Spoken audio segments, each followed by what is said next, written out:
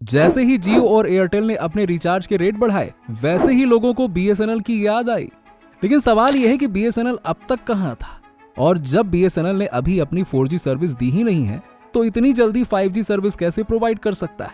आखिर बीएसएनएल की वापसी हो रही है तो कैसे, और इसमें टाटा का क्या रोल है? आपके सारे सवालों के जवाब मिलेंगे इस वीडियो में, तो वीडियो को पूरा एंड तक जरूर देखिएगा।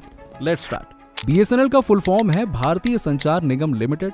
ये एक टेलीकॉम कंपनी है जिसे सरकार द्वारा चलाया जा रहा है। इसकी शुरुआत 2000 में हुई थी।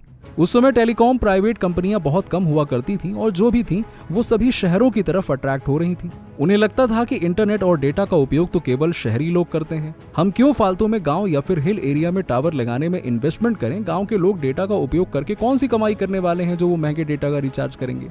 लेकिन बीएसएनएल सरकारी कंपनी होने के नाते सभी लोगों तक सर्विस पहुंचाना उसका काम था। उस समय बीएसएनएल ने गांव और हिल एरिया तक अपने टावर लगाए और देश के हर आदमी तक इंटरनेट प्रोवाइड करवाया। उस समय सभी लोग बीएसएनएल के दीवाने थे। तभी तो इस कंपनी ने लगातार 2008 तक पूरा प्रॉफिट कमाया और एक बार भी लॉस में नहीं गई। इन 8 सालों में बीएसएनएल ने 4660 करोड़ का प्रॉफिट कमाया था। उस समय बीएसएनएल टेलीकॉम सेक्टर में अकेले 70% शेयर की मालिक थी। लेकिन इस कंपनी के बुरे दिन तो तब शुरू हुए जब टेलीकॉम मिनिस्टर पर सीबीआई की जांच बैठाई गई।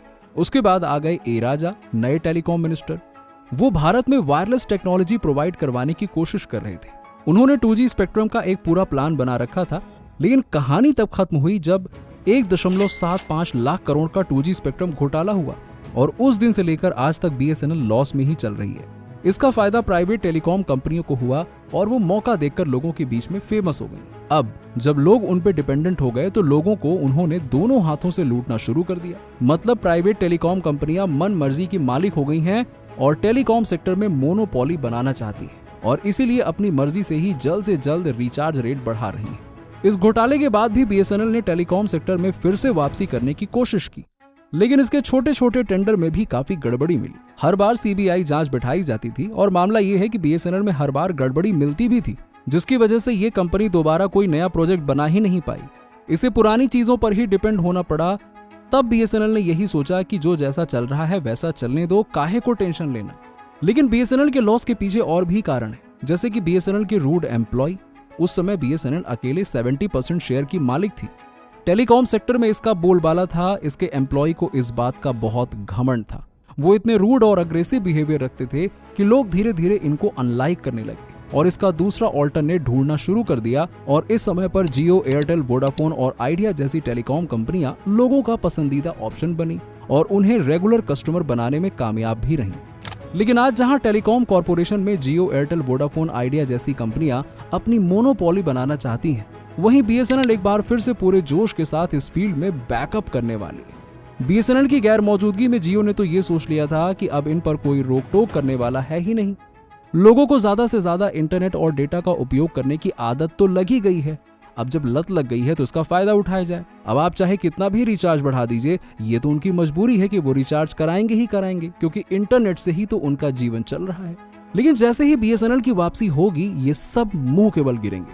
अब सवाल ये आता है कि बीएसएनएल के पास अभी तक तो 4G सर्विस ही नहीं है, तो ऐसे में वो जियो, एयरटेल और वीआई जैसी टेलीकॉम कंपनियों के साथ कंपटीशन कैसे करेगा और क्या ये कंपनी बाउंस बैक कर पाएगी भी या नहीं?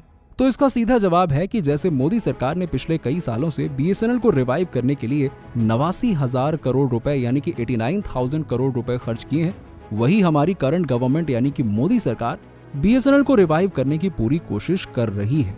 क्योंकि अगर उन्होंने ऐसा नहीं किया तो जनता उनसे खफा हो जाएगी और हो सकता है कि फिर उन्हें सत्ता में कोई आने ही ना दे। और फिर अगर बीएसएनएल वापस आ रहा है तो इस बात पर विश्वास आप इसलिए कर सकते हैं क्योंकि अब इसका पूरा का पूरा कॉन्ट्रैक्ट दे दिया गया है टाटा को, और टाटा पर तो आप आंख बंद करके विश्वास कर ही सकते हैं। जहां अन्य कंपनियां 2-3 महीने में 4G सर्विस को 5G में कंप्लीटली अपग्रेड करने में लगी हुई हैं, वहीं बीएसएनएल ने प्लान बताया है कि हम 2024 में 4G सर्विस देंगे और 2025 में इसे हम 5G में अपग्रेड कर देंगे।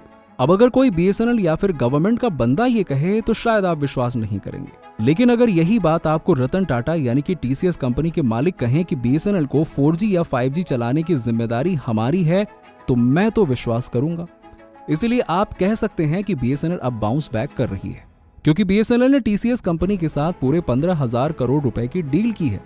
जिस पर टीसीएस ने कहा है कि हम 2024 तक 4G सर्विस प्रोवाइड करवा देंगे और 2025 में हम उसे 5G में अपग्रेड भी कर देंगे।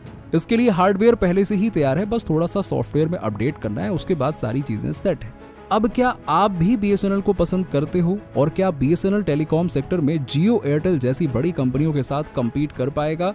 इस पे आपकी क्या राय है? जरूर कमेंट सेक्शन में बताइए। वीडियो पसंद आई हो तो इसे लाइक कीजिएगा और चैनल को सब्सक्राइब करना ना